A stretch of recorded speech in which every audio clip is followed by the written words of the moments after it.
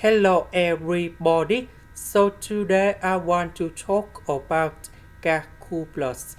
The topic that is about integration. So now I want to show you how to answer. We can use about integration by substitution.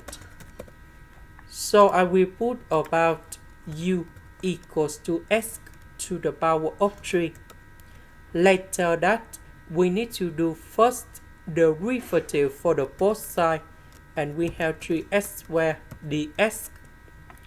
Because we don't have number 3, so we need to divide both sides by number 3.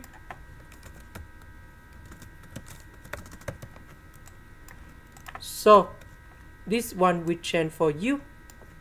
This one we change for u. S squared ds we change for this one.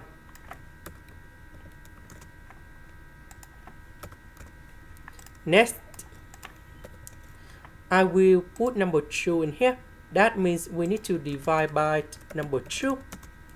So number 3 and number 2 we have 1/6. So 2 sine u cosine u, that is about sine 2u. The integration of this one, that is about -1/2 cosine 2u, and I will put about c.